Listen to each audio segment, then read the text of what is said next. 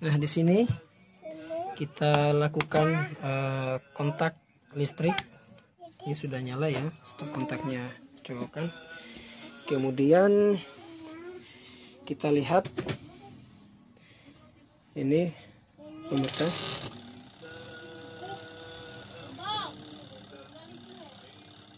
Apakah sudah bisa berfungsi normal setelah saya lakukan pengencangan kembali pada tali remnya atau bagaimana? Ini nampaknya pemirsa sudah tidak bisa berputar lagi memang. Coba saya matikan, kita lihat, kita buka. Ini sama sekali tidak bergerak. Padahal di dalam tidak ada isinya, cuman selembar kaos kaki bayi. Namun mesinnya juga sudah tidak bergerak lagi.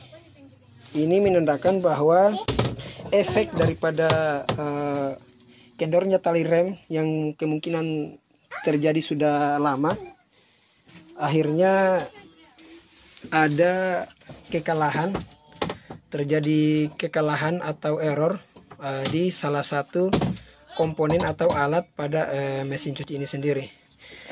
Nah, sebelum kita lanjut, saya uraikan dulu bahwa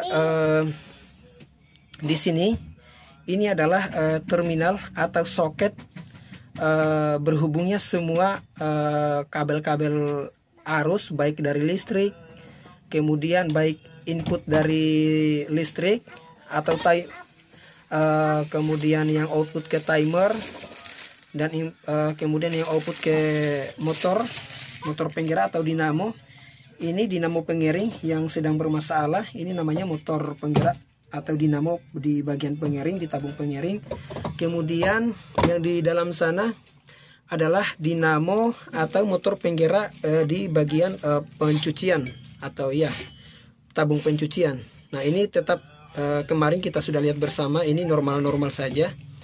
Namun yang terjadi masalah itu adalah di bagian motor penggeraknya, tabung pengiring. Kemudian sebentar tetap di tempat soket atau berhubungnya semua elemen atau jaringan, baik input dari listrik maupun yang output ke mesin dan timer yang berhubung dengan alat-alat lainnya, semuanya ada di sini, dan sebentar kita akan lakukan pembongkaran. Nah, kemudian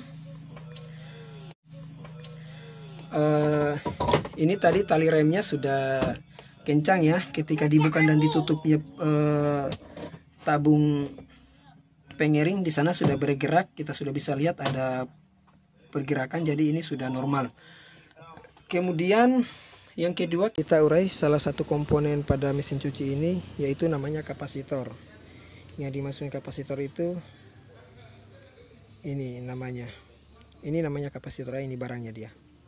Nah, fungsi kapasitor di sini pada mesin cuci, baik yang berukuran kecil untuk spin motor maupun yang berukuran besar untuk kos motor, sama-sama berfungsi untuk menggeser sudut fasa antara arus dan tegangan pada kumparan motor, baik utama maupun bantu.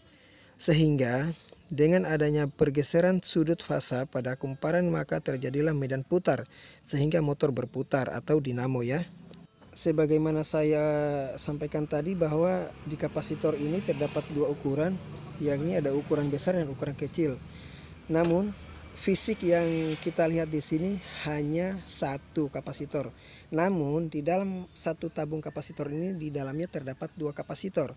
Ada yang berukuran besar dan ada yang berukuran kecil. Nah, yang berukuran besar ini untuk penggerak wash motor atau dinamo bagian pencucian, dan yang ukuran kecil untuk penggerak dinamo spin motor atau di bagian pengiringan seperti itu. Nah, untuk mesin cuci Sharp yang berukuran 7 kg, kapasitas 7 kg ini, di sini dia ada ukuran 11 mikrofasa 11 mikrofarad dan 3 mikrofarad, yang mana 11 mikrofarad itu untuk bagian wash motor atau dinamo bagian tabung pencuci, dan yang berukuran 3 mikrofarad itu untuk penggerak spin motor atau dinamo bagian tabung pengiring. Nah, seperti itu. Nah, di sini terlihat ada di bagian grey atau warna hijau dan ungu, dia 3 mikrofarad, dan warna red blue atau merah dengan biru, dia terdapat 11 mikrofarad. Nah, jadi sudah jelas ya. Di sini sudah ada keterangannya di bodi pada kapasitor ini. Nah, jadi ini dia ukurannya. Dari satu kapasitor terdapat 2 ukuran, karena di dalam satu tabung kapasitor ini di dalamnya terdapat 2 elemen atau 2 kapasitor, yang mana seperti yang saya sebutkan tadi bahwa ada ukuran kecil dan ukuran besar, dimana ukuran kecil pada mesin cuci yang saya kerja ini ada 3 mikrofarad dan yang besar 11 mikrofarad, seperti itu ya. Baiklah pemirsa, sekarang kita langsung saja di bagian tempat penghubung semua kabel, semua alur di sini tempatnya berhubung. Kita langsung saja buka. Ini kalau kita lihat bawaan dari pabrik masih tersegel dengan aluminium foil. Kemudian di dalamnya dilapisi dengan plastik transparan. Nah, ini aluminium foilnya sebentar kita tidak bisa lagi menggunakannya kembali karena sudah sobek memang. Nah, hanya ini plastik. Kemudian setelah kita melakukan pemasangan selesai, sebentar kita double. Jadi harus dilapis 2 demi mengantisipasi agar tidak terjadi kebocoran atau masuknya air hingga kemudian mengakibatkan hal yang fatal yang kita tidak inginkan, yaitu korslet dan bisa jadi terbakar. Nah, di sini kita melakukannya penuh dengan kehati-hatian, teliti dan konsentrasi, karena semua cabang tempat terhubungnya di sini, di tempat ini, baik yang dari listrik ke kapasitor ke mesin penggerak atau dinamo, baik bagian pengiring maupun penggiling yang ke timer, semuanya ada di sini. Jadi kita perhatikan baik-baik. Nah, ini ada kabel-kabel semua cabangnya di sini. Kemudian kita perhatikan ini ada warna merah, warna biru, ungu dengan hijau ya. Nah, di sini ada kapasitor baru yang saya sudah siapkan memang. Alhamdulillah kebetulan pas betul. Ini ukurannya sesuai dengan bawaan pabrik kapasitor yang terpasang di mesin cuci Sharp dengan kapasitas 7 kg ini. Jadi di sini saya melakukannya penuh dengan kehati-hatian, apalagi saya bekerja di sini tanpa ada alat deteksi atau yang disebut dengan avometer untuk mengecek kelayakan alat kapasitor ini apakah masih bagus atau tidak. Sebab avometer saya tersebut sudah saya tahun saya tidak gunakan, akhirnya saya lupa, sampai sekarang saya tidak tahu di mana tempatnya saya simpan pada waktu itu. Pemirsa, di sini saya akan copot atau buka kapasitor lama, baik yang jalur ke dinamo pengiring maupun penggiling, dua-duanya saya akan lakukan pencopotan.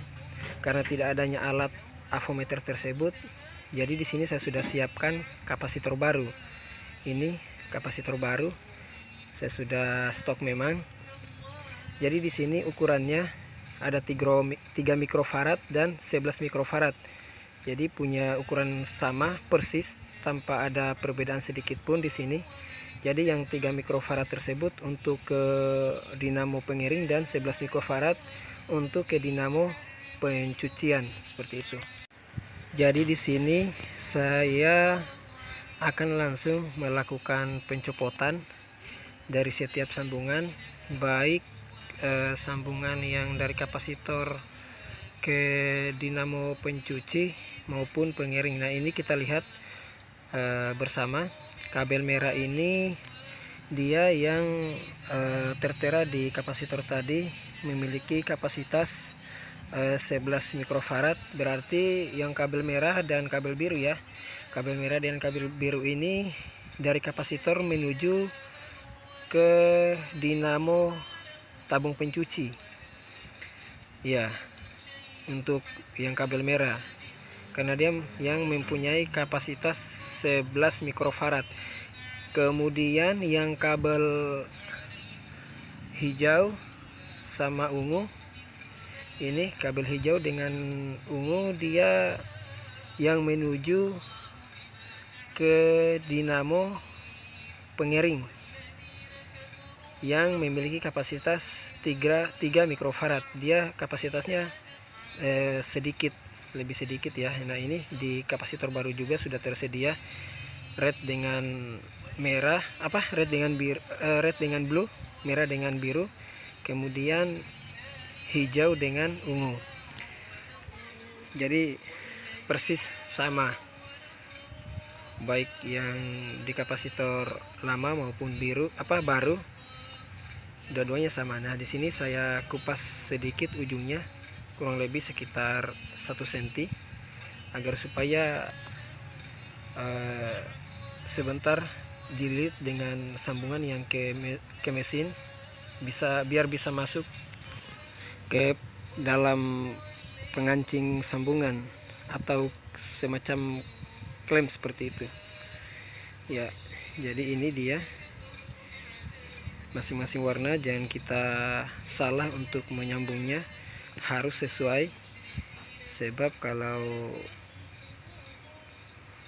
tertukar atau salah menyambungkan itu akan terjadi hal yang fatal yang tidak kita inginkan.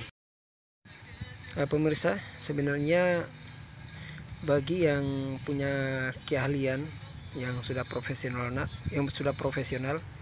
di bidangnya seperti ini, sebenarnya cepat saja gitu mereka lakukan. Mereka bisa melakukan dengan gerakan cepat, sebab sudah bisa dibilang di luar kepala. Tapi bagi saya, walaupun sudah berkali-kali saya melakukannya pada mesin, ada teman yang minta tolong waktu itu, kemudian punya orang tua juga, saya sudah memang berkali-kali melakukan hal ini, namun tetap saya selalu kerjakan dengan penuh kehati-hatian ya, karena di sini saya tanpa ada ilmu pelajaran khusus, namun hanya saya ambil pengalaman sendiri seperti itu. Nah, pemirsa, di sini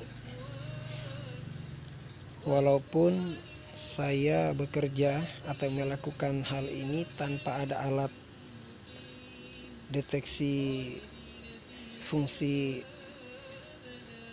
komponen daripada mesin ini yang disebut dengan avometer, namun saya tetap bermodalkan nekat untuk melakukannya. Jadi ini jangan dianggap remeh ya, bagi pemirsa yang mau mencoba praktik di rumah dengan barang-barang seperti ini. Saya sarankan untuk tetap menggunakan avometer. Avometer itu sendiri banyak dijual di pasaran, di toko-toko elektronik. Ada yang berupa analog, ada yang tipe analog yang pakai jarum, dan ada juga yang tipe digitalnya seperti itu. Jadi kalau di kota-kota besar jarang kita temukan, tapi banyak sekali, apalagi di toko-toko elektronik banyak dijual yang namanya avometer itu. Jadi bagi Anda yang masih penasaran dengan bentuk barang avometer tersebut untuk mendeteksi ini, nah ini saya tunjukkan kepada kita bisa lihat sendiri di layar. Ini avometer analog yang sistemnya dia jarum, yang menjadi barometernya sini jarum. Kemudian untuk avometer yang digital kita lihat di layar seperti ini. Nah ini yang digital, jadi dia mainnya di angka. Biasa orang bilang ini yang lebih terbaru, tapi kalau bagi saya tergantung mau digital atau analog, yang penting berfungsi dengan baik. Dua-duanya punya tujuan fungsi yang sama dan punya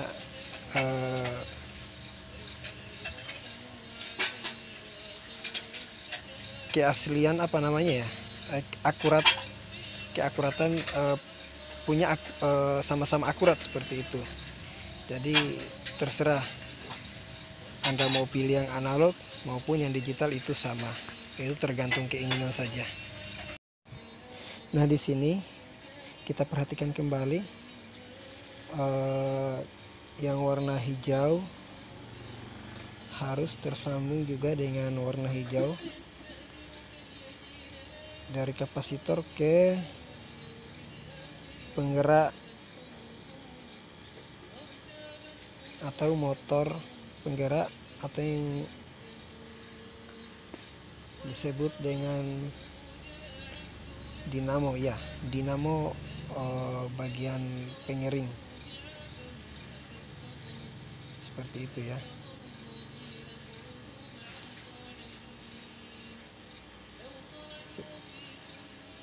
Kemudian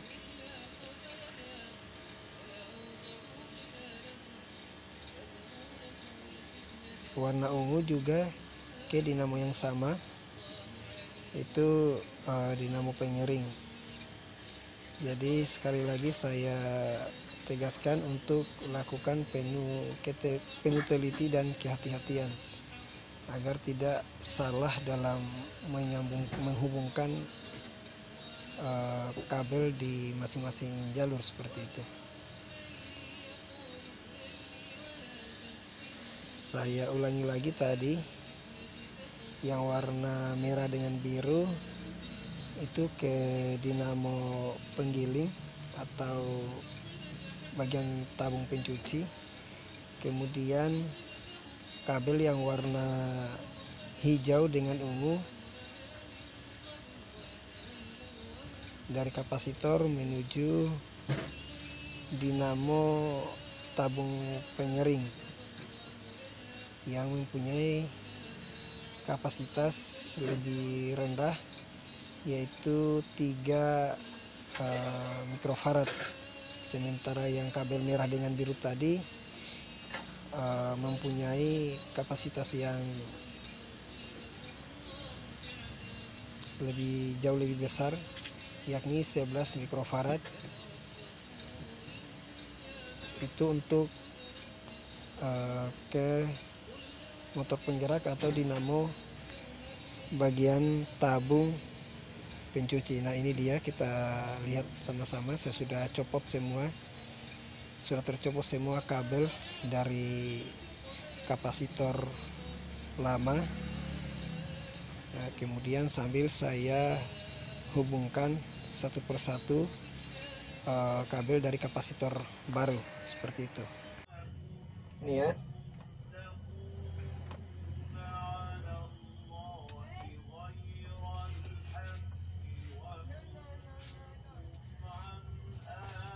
Kalau dilihat terlalu kepanjangan kabelnya yang terkelupas, bisa kita potong biar tidak terdapat kabel yang keluar yang berlebihan.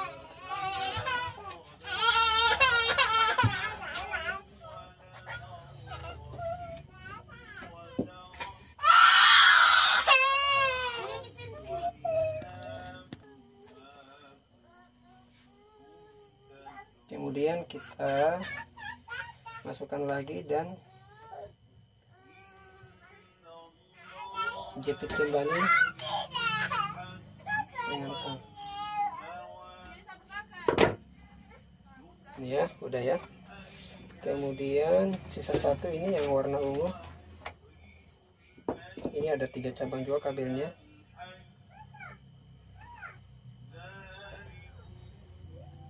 Jepit sedikit biar membuka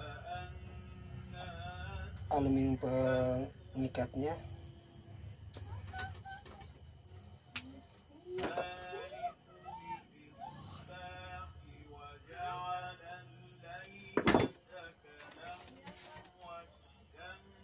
Tetap seperti yang tadi. Nah, pemirsa bisa lihat bersama di sini sudah terlepas total ya. Satu pun sudah tidak ada yang tersambung lagi kabel dari kapasitor lama. Nah, di sini salah terakhir kabel yang saya sambung warna ungu. Baik pemirsa, untuk kita mengetahui hasilnya setelah saya ganti kapasitor lama dengan kapasitor baru, apakah memang di kapasitornya bermasalah, kemudian sudah berfungsi dengan baik ini mesin, insya Allah kita akan temukan jawabannya di video part 4-nya. Jadi jangan lupa terus like, comment, share, and subscribe ya. Sampai jumpa.